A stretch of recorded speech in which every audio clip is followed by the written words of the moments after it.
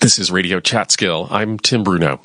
Cider Week began in 2010 as an outcome of a travel exchange between French and American cider producers. The goal was to foster a cider market in the Hudson Valley as the linchpin in a chain of positive social, environmental, economic, and community benefits. Now produced by the New York Cider Association, Cider Week continues to cultivate an appreciation for New York's orchard-based cider. Aaron Shearer has more on Cider Week, which is coming up September 29th, and one of the local businesses, Seminary Hill, is participating. It's in her continuing series, Eating Upstate. Hard cider was a staple of alcoholic consumption in early America, but disappeared during Prohibition.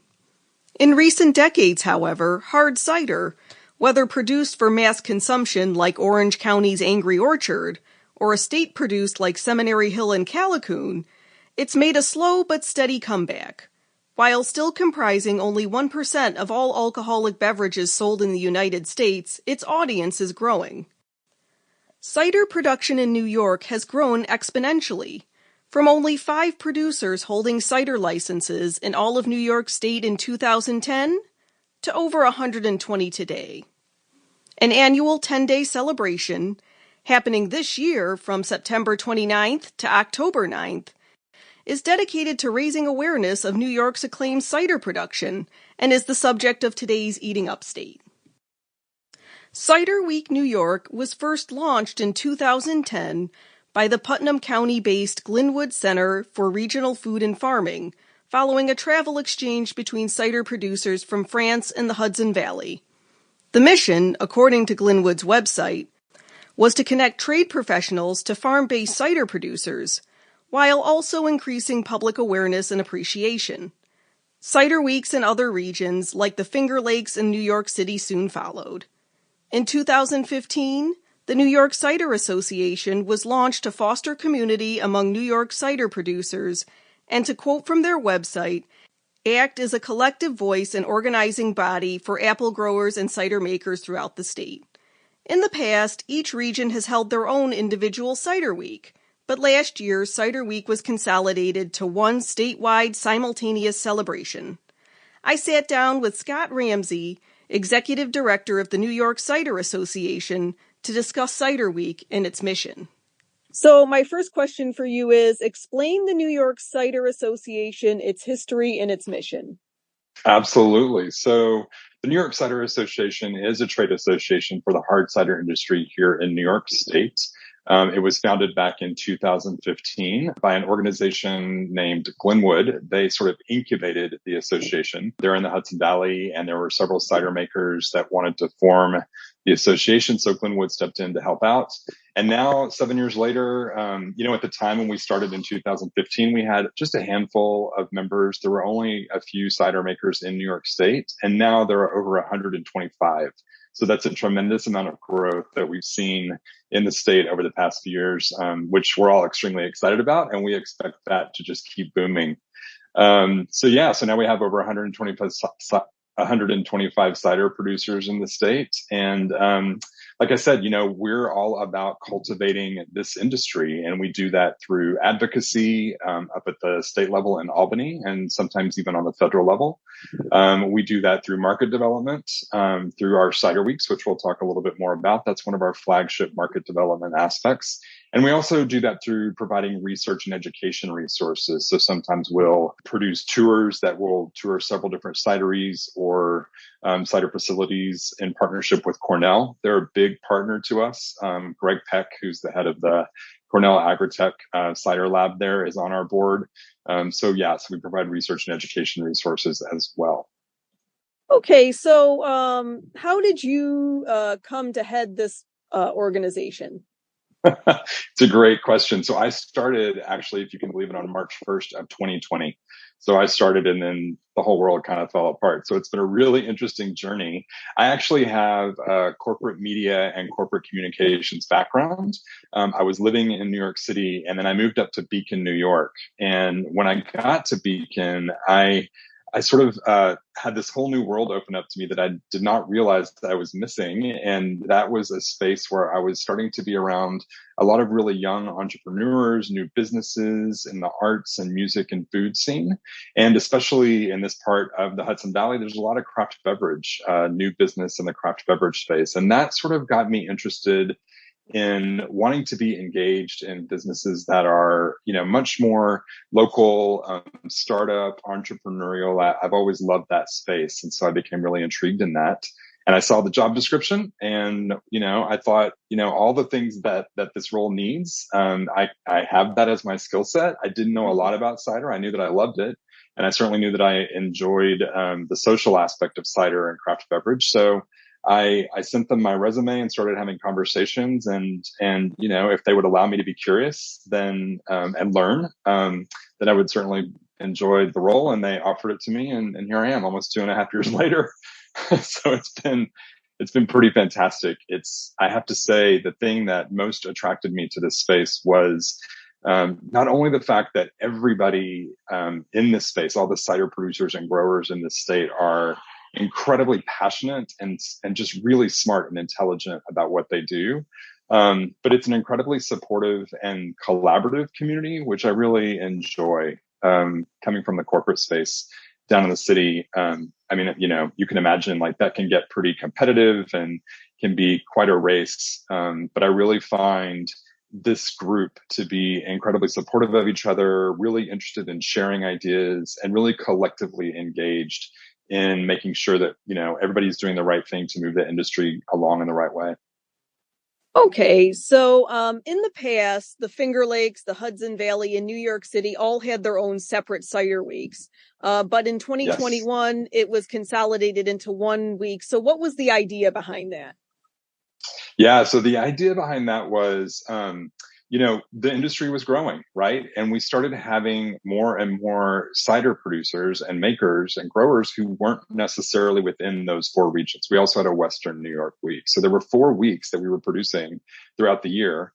There needed to be a space for all of these new cider makers who were coming onto the scene that didn't necessarily fit into one of those particular regions. That was one reason. And the other reason was that, again, because of the size of the industry and the fact that it's continuing to expand, I wanted to shift things a little bit and think more about how we could scale our efforts across a much bigger landscape, right? So when these weeks were originally designed, we were talking about a handful of cider makers in each of these spaces. And now we're talking about, upwards of 20, 30, 40 cider makers in some of these spaces that we're dealing with, across these regions, across the state. So it was really all about elevating it. I also felt like, it was time to make a New York story, as opposed to a regional story, and to start to highlight the fact that this is happening across the state. I really wanted people who were in the Hudson Valley at a Hudson Valley Cider Week event to also see and hear and know that there were Cider Week events happening in the Finger Lakes or happening in Western New York or out on Long Island.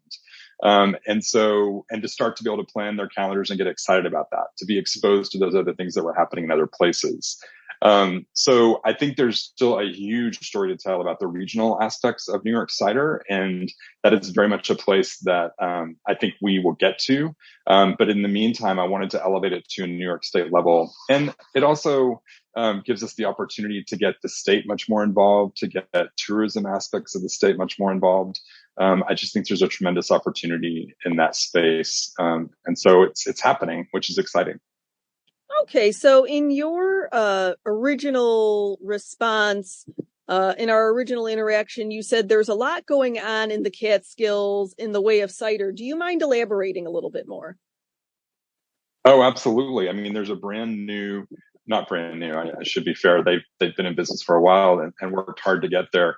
I think it's maybe a year or two that they've been in business, but Seminary Hill and Callicoon, and is doing really well. They're a big player now in the cider space. Lindner Cider, up in the Catskills is also, coming on the scene and doing really well. So there's just more and more cider events and happenings that are going on in that region. And that was a huge inspiration for me to make it statewide, and provide them an opportunity to be involved as well.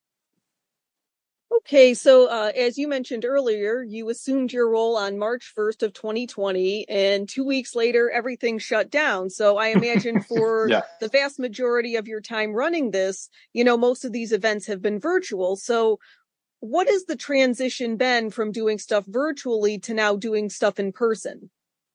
Yeah, it's a great question. I would have to say, my first thought is I don't know that we're completely there yet, um, because we are doing a lot of events in person, but they're smaller, they're more curated events. So, as you know, I started March 1st.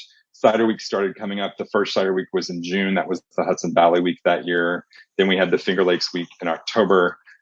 We went completely virtual, which, here I was, new on the scene. Luckily, I had some really amazing folks who had been, engaged in producing cider weeks for a few years. So they were immensely helpful in helping me understand kind of what the culture was of cider weeks. But then we worked very closely together and very intensely to get them to be completely virtual. So we were doing virtual tastings, virtual chef and cider pairings, virtual orchard tours. It was pretty phenomenal. I built a YouTube channel for us to have a New York Cider Association YouTube channel. So we could have a platform to support all that video, content that got developed that year. So that was pretty exciting, and it's still there to be enjoyed and watched. And last year we started doing more and more in-person events, and this year we're planning on doing fully in-person events. We're still not at the place where I feel comfortable to produce a several hundred person event. Those are happening and we do engage with those, and that's great. But as far as the association producing that, I still feel like I need a little bit more time before we can invest in making those happen. But, there's a lot of in-person events happening.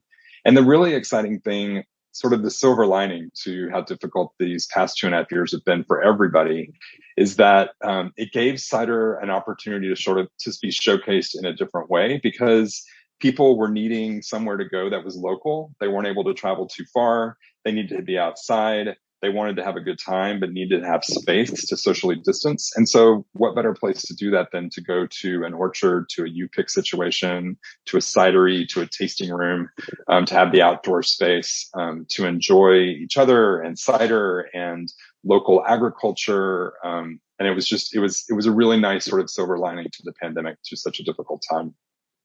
All right, so finally, what does the New York Cider Association hope to accomplish this year and in future Cider Week celebrations? It's a really, really good question. We just had our board offsite a couple of weeks ago, and we were thinking about this very thing. We see a tremendous amount of opportunity in producing more tastings. I think that probably the number one way that we're going to really grow the market in this space, and especially around the consumer education space, is having more sort of curated tastings so people can understand the huge landscape and the amazing variety of flavors and experiences that you can have with cider, and the way it pairs so incredibly well with honestly just about every kind of food. I can't think of anything that cider doesn't pair well with. So we need to have more opportunities for people to enjoy and experience cider, hear from the cider makers, understand it better and how it works. So that's something I'd very much like to see. And I think that those can be very much a part of Cider Weeks coming up. I also want to get Cider Week to a place where it just always happens the first 2 Saturdays in May and the first 2 Saturdays in October. So it's a 10-day experience that happens religiously those 2 times during the year. So people can plan their calendars by it. I would love us to be in a space where you just know, in 2024, you can plan to come to New York and visit a different region that maybe you haven't been to before, because Cider Week is going to happen those first 2 Saturdays in May and first 2 Saturdays in October. So that is a big piece for me. I think there's also, we're talking about a place to get back into the regional stories. And like I said, maybe if you've been to the Finger Lakes, maybe the next Cider Week you go to the Hudson Valley, or the next Cider Week you go to the Catskills, or you go up to Western New York and Buffalo and Rochester. There's just some amazing things happening in the cider space in those areas. And I want to get people out and across the state and really understanding the different varieties of cider that are made here. So those are some of the things we're looking forward to as far as growing the Cider Week experience. Cider Week New York runs from September 29th to October 9th. To learn more, go to ciderweeknewyork.com. Coming up, I'm speaking to Stuart Madani from Seminary Hill Cidery. You're listening to Radio Catskill.